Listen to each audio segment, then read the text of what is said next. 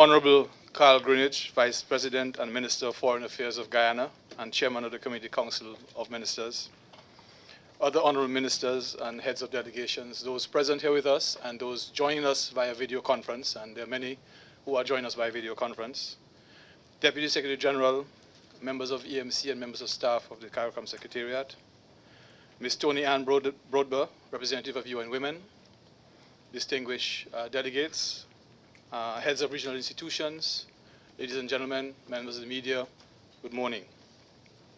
It is my pleasure to welcome you to this 39th meeting of the Community-Council of Ministers. Let me take this opportunity to wish you all a very happy New Year as we resolve to make 2017 a memorable one for our Caribbean community. As we begin our work in 2017, it is fitting that the Council, with primary responsibility for the development of community strategic planning and coordination, is first off the mark. Your discussions and the outcome could go some way towards setting the tone for the community for the rest of the year. The items on the agenda before you provide ample opportunity for this Council to do so as it discharges the responsibility assigned to it under the revised treaty. In that regard, consideration of the key issues to engage the attention of our heads of government at the intersessional meeting here in Guyana next month is a key component of your deliberations. Your recommendations would indicate the areas which you believe the community should be focusing on in 2017. Undoubtedly, one of those areas will be the CARICOM Single Market and Economy, the CSME.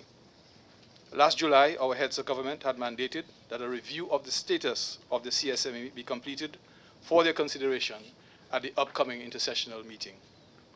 That review is being undertaken, as well as a look at how we can recalibrate the CSME to make it more responsive to address issues of growth and competitiveness. This is a crucial year for the reform process within our community as we arrive at the midpoint of the 5-year strategic plan for the period 2015 to 2019, a foundational element of that process. The operational plan for achieving its goals has been designed, identifying the specific roles for each of the implementing partners, the member states, the regional institutions, and the Secretariat. To measure our progress, a requirement of the strategic plan is the establishment of a planning, monitoring, and evaluation and reporting system based on the principles of results-based management. With US $500,000 financing from the Caribbean Development Bank, a consulting firm has been engaged in developing and implementing a gender-sensitive CARICOM results-based management system. This is a timely and necessary initiative which will bring about significant changes in the way the community works. It will assist in fostering a results-oriented culture throughout the community and will help us to measure the pace of the regional integration process and its impact on the lives of the people of our region. A number of principles will guide the system, including capacity building, which will encompass stakeholders across all levels of the community, particularly the representatives of the implementing partners. A little later this morning, I'll be signing a memorandum of understanding with the United Nations Entity for Gender Equality and Empowerment of Women, UN Women.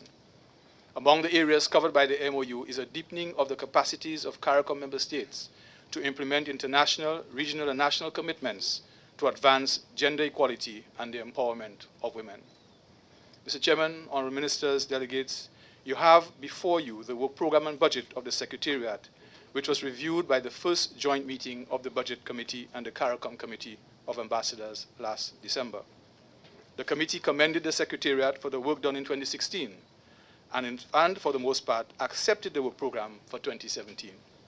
However, the committee could not agree on the budget proposed by the Secretariat, with some member states recommending that it be kept at the same level as 2016. The work program and budget has been drawn up, fully cognizant of the need to prioritize and of the financial challenges facing our member states, as well as the depletion in the resources supplied by our development partners. It also took account of the need to fulfill the many mandates given to the Secretariat.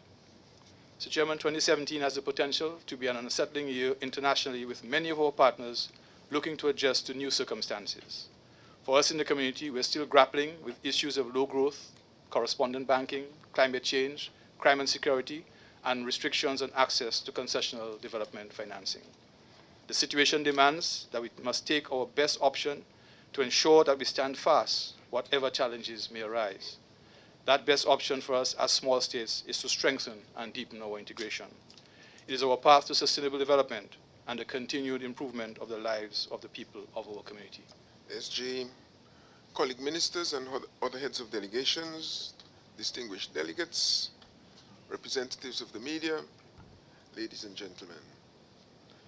Allow me, as chairman of the Community Council of Ministers, the second highest organ in the community, to commence in the customary manner by extending a warm welcome to all those of you here in Guyana and those joining the meeting via video conference.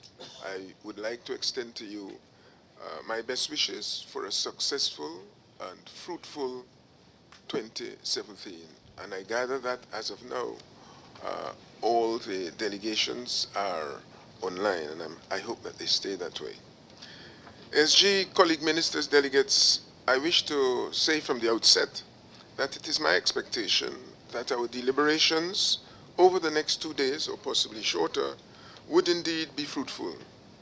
My optimism that we would be able to move with some alacrity is, however, tempered by the fact that we have an agenda that is rather comprehensive, covering a plethora of issues that require deep thought and analysis. I would hope, ministers and delegates, that we would be able to move with some dispatch. So I'm going to, and I am in fact, soliciting your assistance in this regard. Of particular importance to us is the need to emerge from the meeting of the Council with an agenda worthy of the consideration of our heads of government when they meet during the 20th meeting of the intersessional scheduled for February 16th and 17th of this year in Georgetown. That agenda, in my opinion, should be focused and succinct, aimed at engendering strategic evaluation and analysis of the many challenges that confront our region. As you are aware, Guyana has the distinct honor to act as host of the intersessional meeting of the conference under the chairmanship of His Excellency President David Granger. And in this regard, I wish to assure you that the necessary arrangements are being made to ensure that successful staging of the conference. Even further, as we examine the various items on our agenda, for example, the introduction to the proposed regional monitoring and evaluation system, or the CARICOM U.S. relations in the context of the coming change of administration, the challenge is for us to move beyond the realm of rhetoric to the formulation of an approach that would lead to greater coordination and implementation of regional decisions. Before I conclude, colleagues, ladies and gentlemen, I'd just like to draw attention to a recent bereavement, more specifically the bereavement of former ambassador of Trinidad and Tobago to the European Union and Brussels,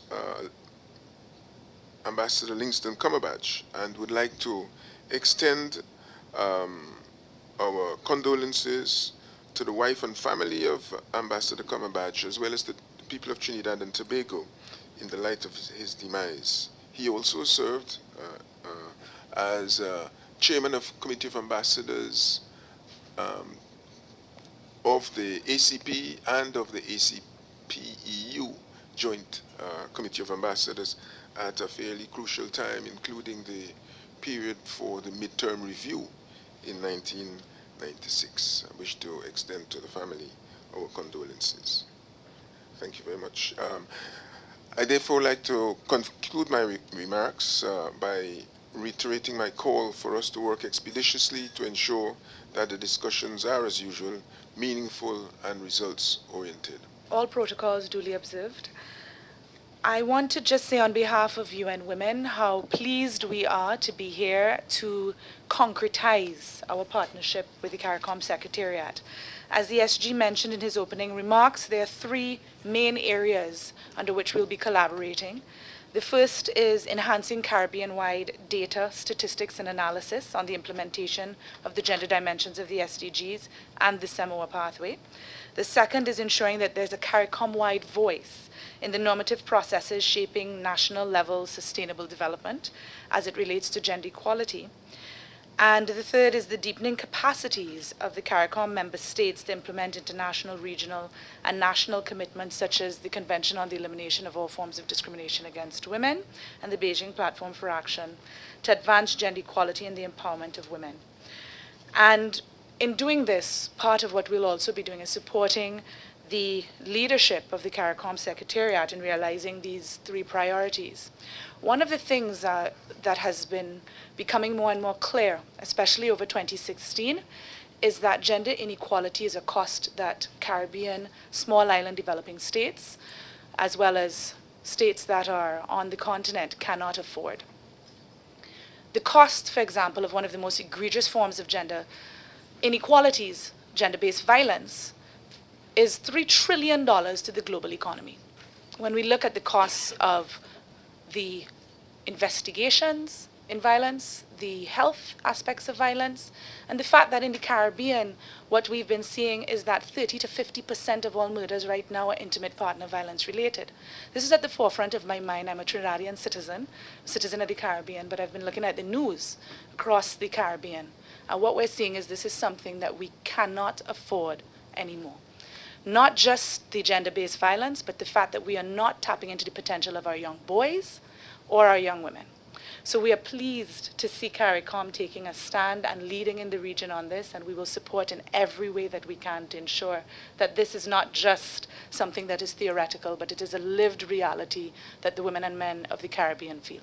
I want to thank United Nations through its entity for gender equality and empowerment of women, UN Women, for coming forward to assist the Secretariat and the community to strengthen its support for issues related to gender. It is particularly significant for us, given that challenges with financial resources have hampered us in our quest to fill a number of crucial positions, including in the area of gender. I must acknowledge the assistance of the Government of Canada, who also for a period of time provided a gender consultant to the Secretariat to help bridge that gap. The CARICOM Secretariat and UN Women have been collaborating for more than 20 years.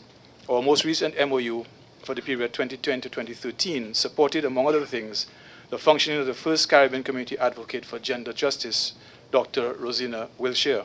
Dr. Wilshire's studies and her advocacy continue to be of immense importance to the region. Her report on youth, masculinities, and violence has provided CARICOM with much-needed evidence to evolve its programming around the masculinities as a key strategy for the eradication of gender-based violence. Today's MOU will allow for support to the CARICOM Regional Gender Program and the work of the CARICOM Regional Statistics Program. It includes collaboration in the provision of Caribbean-wide data, statistics, and analysis of the implementation of the gender dimensions of the Sustainable Development Goals, the SDGs, and the SIDS Accelerated Modalities for Action, known as the Samoa Pathway.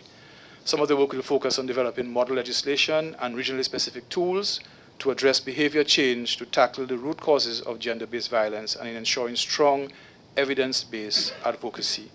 The MOU will be implemented in partnership with other international and regional development partners wherever appropriate. Once again, I want to thank the UN system for its continuing role in assisting the development of our member states and in advancing the work of the Secretariat.